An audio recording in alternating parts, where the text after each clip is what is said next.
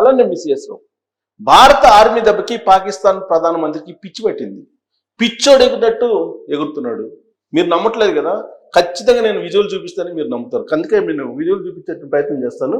Press మీట్లో, అది కూడా ప్రెస్ మీట్లో అటెండ్ అయ్యి ప్రెస్ మీట్లో మీకు ఆయన, సో మీకు ఖచ్చితంగా విజువల్ చూపిస్తాను నమ్ముతారు కాబట్టి నేను విజువల్ చూపిస్తాను మీకు. చూడండి, పాకిస్తాన్ ప్రధానమంత్రి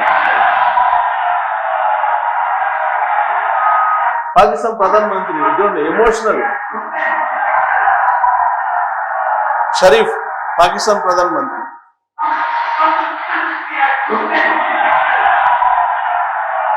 సో నాకు యాక్చువల్గా ఈ వీడియో నాకు వేరే వాళ్ళు పంపించారు అనమాట.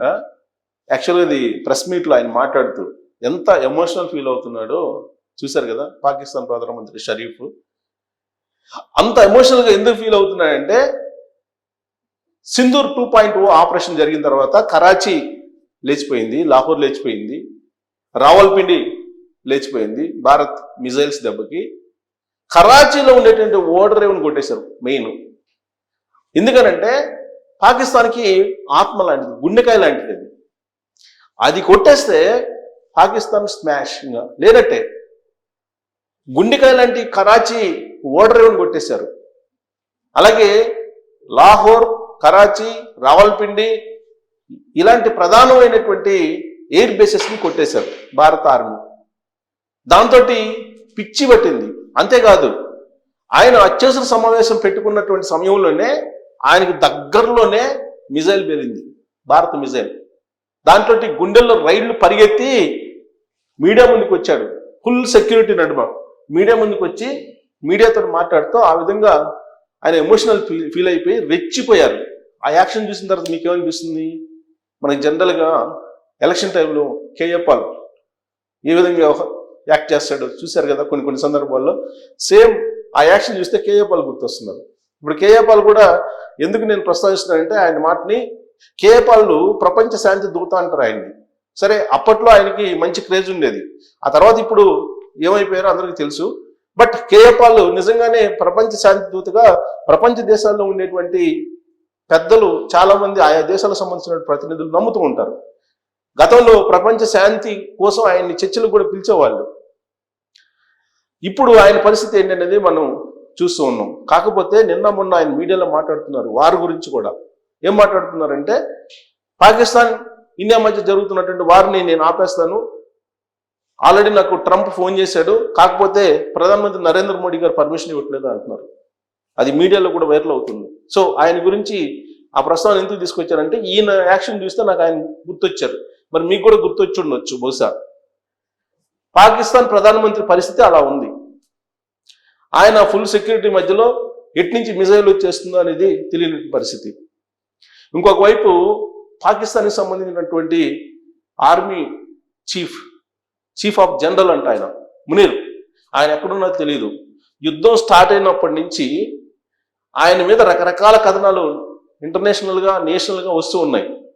పాకిస్తాన్ ఆర్మీ చీఫ్ ఎక్కడున్నారు మునీర్ తెలియదు, ఎవరికి తెలియదు. ఆ దేశానికి కూడా తెలుసు, తెలియదో కూడా తెలియట్లా. కానీ ఇలాంటి ప్రచారం వచ్చినప్పుడు మాత్రం తొలి రోజుల్లో పాకిస్తాన్ ప్రధానమంత్రి షరీఫ్ అలాగే ఆర్మీ చీఫ్ మునీర్ కలిసి ఉన్నటువంటి ఒక ఫోటోను అయితే రిలీజ్ చేశారు. మునీర్ ఉన్నారని. ఆ తర్వాత ఏంటి, బంకర్లో దాముకున్నారని అన్నారు. ఆ తర్వాత ఏంటి, మునీర్ కుటుంబ సభ్యులు విదేశాలకు వెళ్ళిపోయారు, ప్రస్తుతం వాళ్ళు వేరే దేశంలో ఉన్నారని చెప్పి చెప్తూ ఉన్నారు. అసలు ఇప్పుడు ఆయన సౌదీకి వెళ్ళారనో కొంతమంది, లేదు న్యూజెర్సీకి వెళ్ళారని కొంతమంది, ఇలా రకరకాలుగా చెప్తున్నారు. అసలు ఆయన దేశంలో ఉన్నారా లేదనేది కూడా తెలియదు. కొన్ని రోజులు బంకర్లో ఉన్నారన్నారు వాళ్ళ కుటుంబ సభ్యులను ఇతర దేశాలకు పంపించి.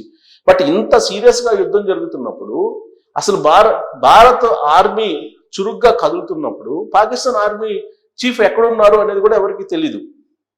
ఆ మునీర్ ఉన్నారా లేదని. కానీ ఇప్పుడు అక్కడ ఉండేటువంటి పాకిస్తాన్ సైన్యం మునీర్ని పట్టుకొని బంధించింది అనేది కూడా వినిపిస్తుంది.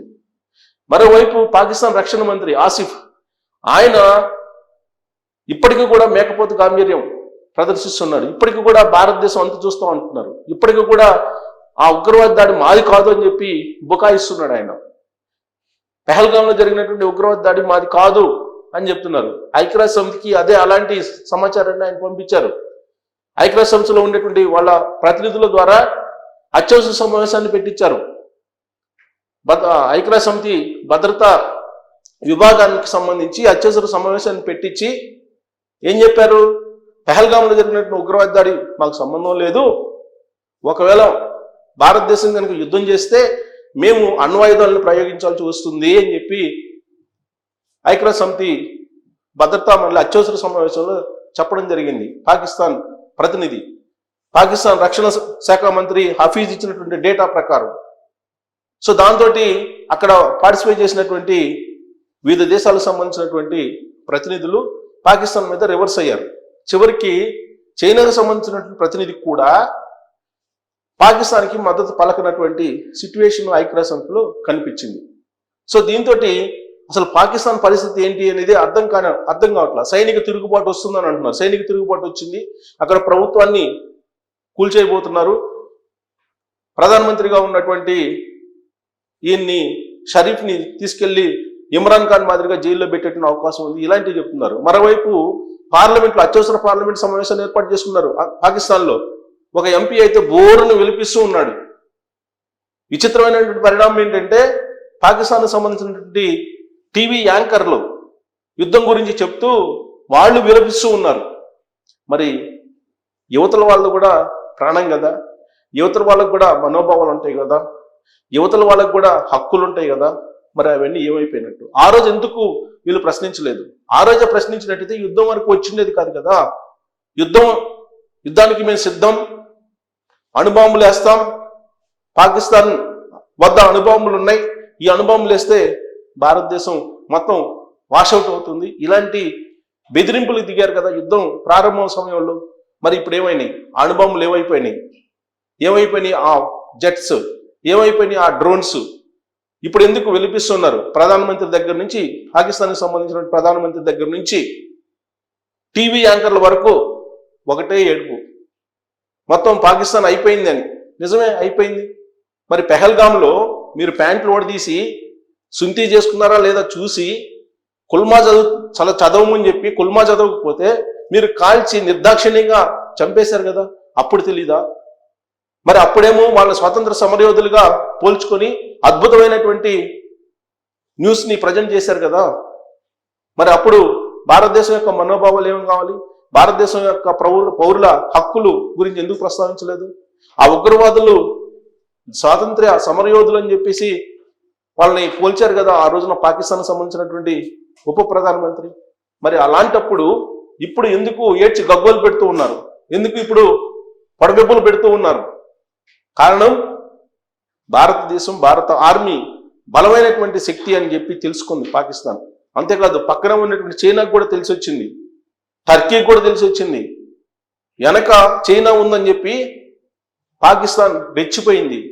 ఇప్పుడు తీరా సీన్ కట్ చేస్తే విలవిల ఏడుస్తున్నారు. ప్రధానమంత్రి దగ్గర నుంచి రక్షణ మంత్రి, అలాగే రక్షణ మంత్రితో పాటు పాకిస్తాన్ ఆర్మీ చీఫ్ ఎక్కడున్నారో కూడా తెలియనటువంటి పరిస్థితి. అక్కడ ఉన్నటువంటి ప్రజలు తాగడానికి నీళ్లు లేవు, తినడానికి తిండి లేదు, ఎటువైపు నుంచి మిజైల్స్ వస్తాయో తెలియదు, అర్ధరాత్రి వేళ ఏం జరుగుతుందో తెలియదు, రాత్రి వేళల్లో వచ్చేటువంటి కాంతిని చూసి భయపడుతున్నటువంటి సిచ్యువేషన్ అక్కడ నెలకొంది. భయానకమైనటువంటి వాతావరణం ఉంది. భారతదేశం, భారత ఆర్మీ ఎప్పుడు కూడా పౌరుల్ని టార్గెట్ చేయలేదు. అలాగే పాకిస్తాన్లో ఉండేటువంటి సైన్యాన్ని కూడా టార్గెట్ చేయలేదు. పాకిస్తాన్లో ఉండేటువంటి వనరుల మీద కూడా టార్గెట్ చేయలేదు. టార్గెట్ చేసింది కేవలం ఉగ్రవాద స్థావరాల మీద, ఉగ్రవాదుల మీదనే. మరి దానికి సపోర్ట్ చేయాల్సినటువంటి పాకిస్తాన్ దానికి విరుద్ధంగా భారత ఆర్మీ మీద దాడి చేయడానికి సిద్ధమైంది. అందుకే ప్రతి దాడిగా భారతదేశం, భారత ఆర్మీ విరుచుకుపడింది. సీన్ కట్ చేస్తే పాకిస్తాన్ ప్రధానమంత్రి పిచ్చి బట్టి మీడియాలో ఊగిపోతూ ఉన్నాడు. అలాగే ఎంపీలు ఏడుస్తూ ఉన్నారు పార్లమెంట్లో. అందుకే దట్ ఈస్ భారత్. భారత ఆర్మీ అంటే ఏందో తెలిసి వచ్చింది పాకిస్తాన్కి.